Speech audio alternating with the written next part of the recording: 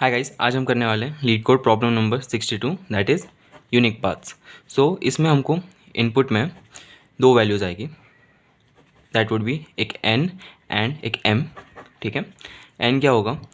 n होगा number of rows, ठीक है, एंड m होगा नंबर ऑफ कॉलम्स। ठीक है, ये क्या करके देगा? हमको एक ग्रिड फॉर्म करके देगा। सपोज ऐसा ग्रिड फॉर्म करके देगा, और हमको क्या पता लगाना है कि ये समझो एक स्टार्टिंग पॉइंट है और ये एक एंडिंग पॉइंट है। ओके, सो कितने पॉसिबल वेज है ये स्टार्टिंग पॉइंट से एंडिंग पॉइंट तक आने के, ठीक है, इस ग्रिड के थ्रू। और मेरे पास ऑपरेशंस दैट इज़ मैं कौन से रास्ते ले सकता हूँ, मैं कौन से वे ले सकता हूँ। या तो मैं ले सकता हूँ राइट साइड, या तो मैं ले सकता हूँ डाउन साइड। दैट इज़ इस केस में मैं या तो राइट साइड जा सकता हूँ या तो डाउन साइड जा सकता हूँ। फिर अगर मैं यहाँ पे आया, फिर मैं या तो राइट साइड जा सकता हूँ या तो डाउन साइड जा सकता हूँ। अगर मैं यहाँ पे आया रहता तो मैं या तो यहाँ पे जा सकता या तो यहाँ पे जा सकता। यही, या तो मैं राइट जा सकता हूँ या तो मैं डाउन जा सकता हूँ। ये मेरे पास दो रास्ते या फिर दो चॉइस है, मेरे पास दो चॉइस है मेरे पास रोड चूज़ करने के। और फिर बस मेरे को देखना है हर एक चॉइस पे कि क्या मैं एंड तक पहुंच पाता हूँ, क्या मैं एंड तक पहुंच पाता हूँ। अगर मैं एंड तक पहुंच पाता हूँ, इसका मतलब ये है कि वो एक पॉसिबल वे है। क्या फाइंड करना था मेरे को? यूनिक पाथ्स, है ना। इसका मतलब वो एक पाथ है स्टार्टिंग टू एंड।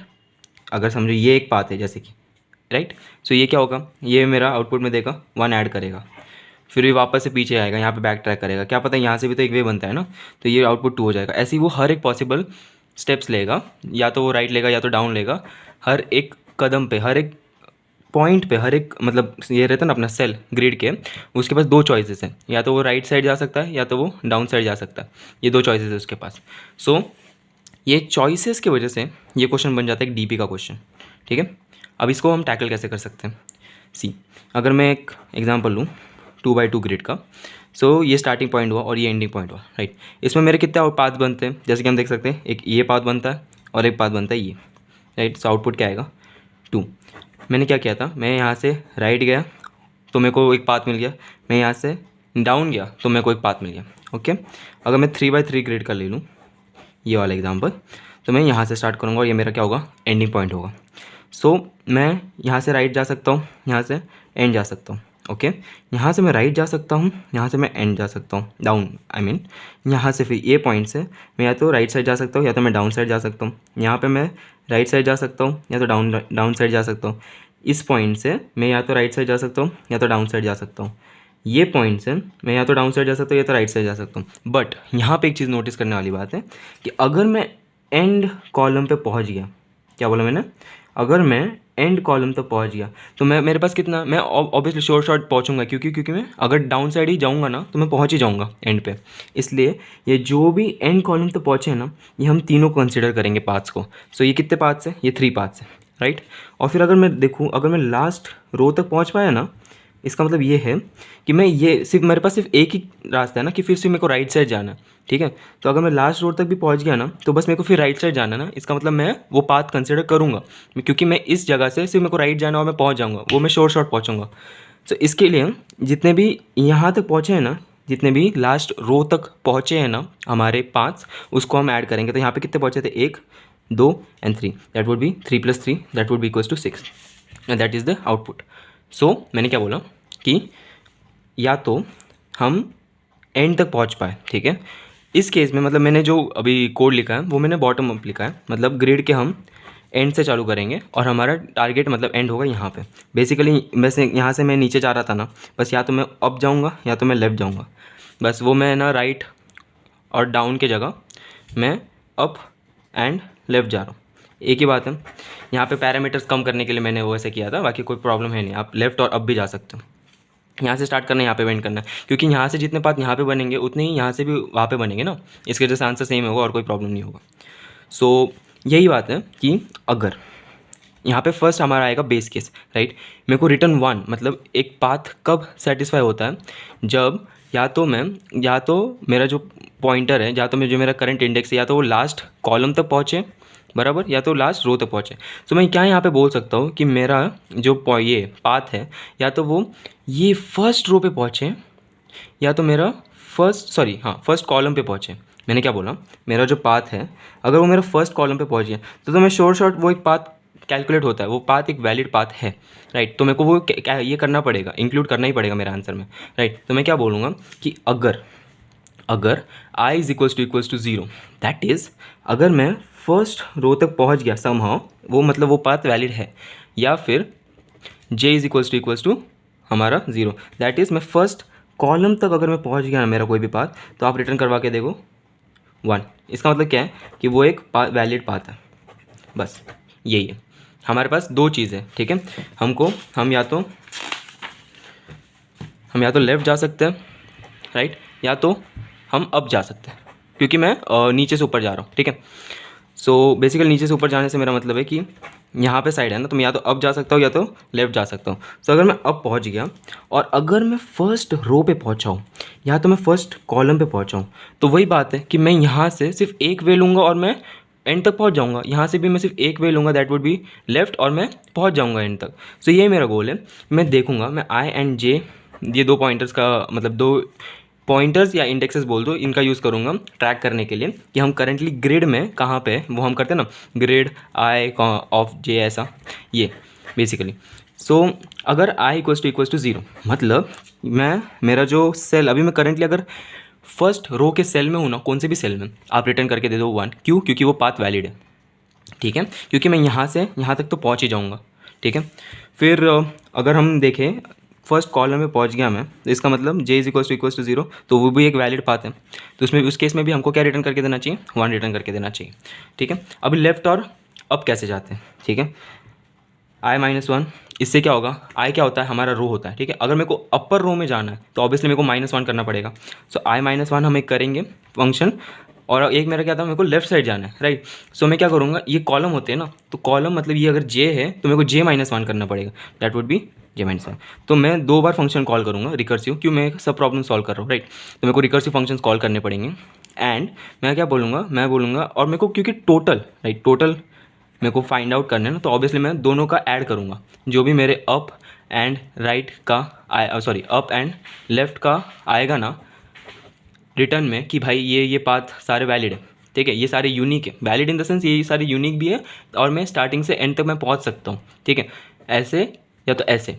ये दो ही मेरे पास है, क्या बोलते हैं, हमारे पास रास्ते, ठीक है। तो या तो मैं अप जा सकता हूँ या तो लेफ्ट साइड जा सकता हूँ। और अगर मैं फर्स्ट रो में पहुँच गया और मैं फर्स्ट कॉलम में पहुँच गया, इसका मतलब क्या है, मेरे पास सिर्फ यहाँ से कौन से भी जगह मेरे को, कौन से भी सेल में पहुँचने दो, मेरे पास सिर्फ एक ही रास्ता रहेगा और मैं शॉर्ट इधर पहुँच ही जाऊँगा, राइट। वो यूनिक हो गई, क्योंकि मैं यहाँ से पूरा रिकर्सिव फंक्शन कॉल कर रहा था ना, और यहाँ पे मैं पहुँच रहा था, वो यूनिक था ही। तो ये क्योंकि मैं फर्स्ट रो या फर्स्ट कॉलम पे पहुँचा, इसलिए मैं बताऊँगा कि हाँ मैं रिटर्न 1 करवाऊँगा, ये स्टेटिंग कि ये पाथ है एंड ये एक यूनिक पाथ है, ओके।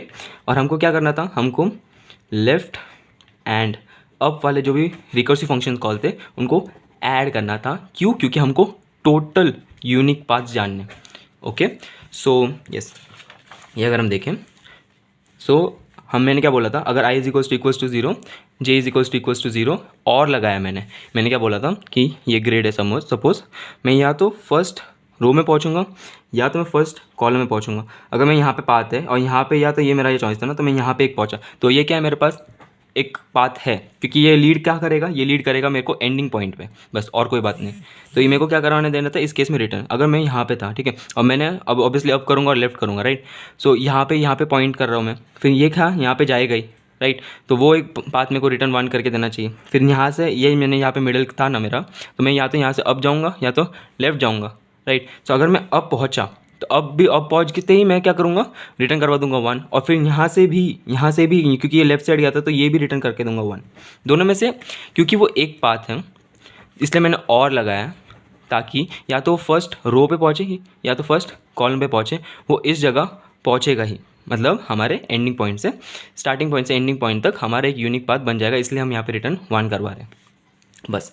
और क्या है, और यहाँ पे मैंने बोला कि हम लेफ़्ट जाएंगे और अप जाएंगे, ठीक है। तो ये हमारा किसका था फंक्शन कॉल, हमारा ये है फंक्शन कॉल अप जाने का, राइट। क्योंकि ith इंडेक्स रो होती है, राइट, रो के एक अप जाना है मेरे को। सो i-1 करूँगा मैं, और अगर मेरे को लेफ्ट साइड जाना है तो मैं क्या, कॉलम के इस साइड जाना है मेरे को, तो मैं करूँगा j-1, ओके। एंड फिर मैं कराऊंगा रिटर्न अभी देखो मैंने बोला ना मैं एंडिंग से स्टार्ट कर रहा हूँ, राइट। मेरा ये है, ठीक है, मैं यहाँ से स्टार्ट कर रहा हूँ, यहाँ पे मेरे को पहुँचना है, तो ऑब्वियसली इसलिए मैंने यहाँ पे 0 0 लिया। अगर आप यहाँ से स्टार्ट करके यहाँ पे जाना चाहते हो तो यहाँ पे आपको m-1 और n-1 लेना पड़ेगा। रिटर्न 1 करवा दूँ, यहाँ पे i-1 की जगह आप करो i+1, यहाँ पे j-1 की जगह करो j+1। कोई दिक्कत वाली बात नहीं, मैंने यहाँ पे पैरामीटर्स कम करने के लिए लिया, और कोई चेंज है नहीं। वो आप खुद से एक्चुअली आपको खुद से करने का ट्राई कीजिए, ठीक है। या असाइनमेंट जैसे समझिए, ईजी है, कुछ नहीं, खाली आपको उल्टा करना है और कुछ नहीं। सो यस, अभी ये क्या है, ये हमको देगा TLE। क्यों? क्योंकि हम रिडंडेंट फंक्शन कॉल्स कर रहे हैं। अगर आप तक आपने देखा होगा मेरा थोड़ा बहुत वीडियो, तो ये DP में हम क्या करते हैं, मेमोइज करते हैं। अब मेमोइज इन द सेंस जो भी आपने कॉम्पिटिशन्स परफॉर्म किए रहेंगे ना, कोई भी आपने ये क्या रहेगा फंक्शन कॉल में जो भी वैल्यू आई रहेंगे, हम उसको स्टोर करते ही हैं। क्यों? ताकि हमारे पास अगर मेरे को वो वापस से कहीं मेरे को मिल जाता है तो मैं सीधा वहीं से रिटर्न करवा देता हूँ, वहाँ पे मेरे को रिडंडेंट फंक्शन कॉल्स करने की ज़रूरत नहीं पड़ती।